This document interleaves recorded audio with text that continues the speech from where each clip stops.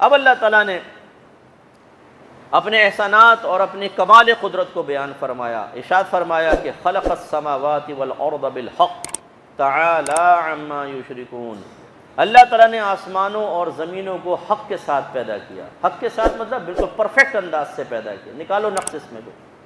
مٹی کو اٹھائیں، مٹی کس میٹیریل کی بنائی ہے اللہ تعالیٰ نے، لاؤ ایسی مٹی بنا لے، پورے سائنسدان مل کے بنائیں، ہوائیں بنا کے بتائیں جیسے یہ ہے، اللہ کی بنائی ہوئی سے بنا لیں وہ الگ بات ہے، ایجاد کرو نا، نہیں کر سکتے۔ آسمان بنائے اللہ نے، زمینیں بنائی۔ آسمان کہنا کتنا آسان ہے، ذرا میں آپ کو بار بار اسی لیے کہتا ہوں یوٹیوب پر جائیں، اسپیس کے بارے میں جو کلپس ڈلی ہیں ان کو دیکھیں، عالم تحیر میں نہ چلے جائیں آپ، اس کے سحر میں نہ جکڑ لیے جائیں تو میرا نام بدل دیجئے گا۔ اردو میں بھی مل جائیں گی آپ کو، انگلش میں کلپس ملیں گی، دیکھیں ذرا، خصوصاً داڑھی والے امامے والے دیکھیں ذرا۔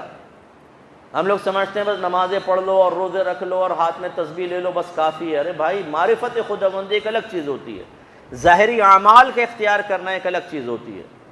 ہمیں اپنے آپ کو کامل سے کامل ترین کرنا ہوگا۔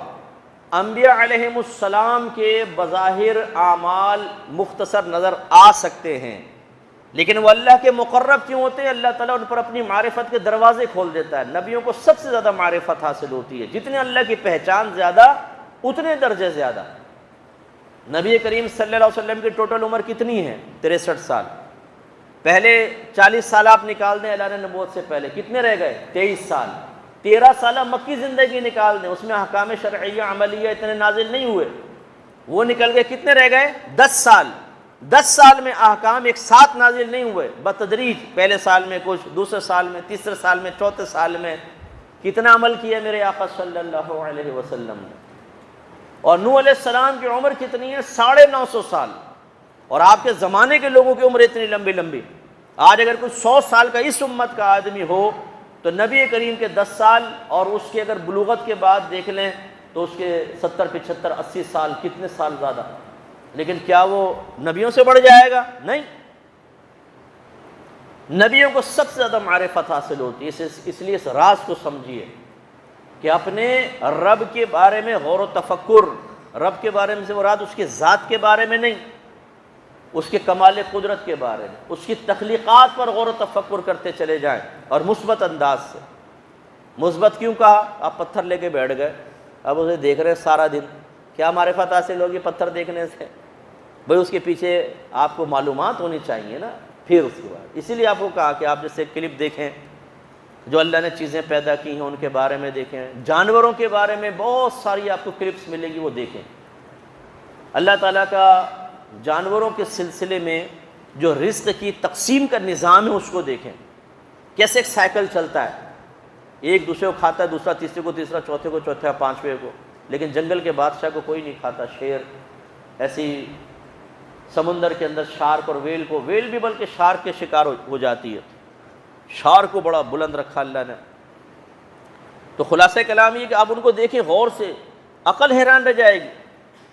میں نے آپ کو بتایا تھا، میں ایک ڈاکیومنٹری دیکھ رہا تھا، یہ ولڈر بیسٹ، ہرن سے تھوڑے بڑے ہوتے ہیں جانور، یہ لاکھوں کی تعداد میں مائیگریشن کرتے ہیں، ادھر سے علاقے سے ادھر، یہاں گھاس سرلی ختم، اگلے علاقے کی طرف چلے گئے، اللہ الہام فرماتا ہے وہ آگے جاتے ہیں، کیونکہ بارشیں مختلف علاقوں میں ہوتی رہتی ہیں تو سبزہ اگتا ہے۔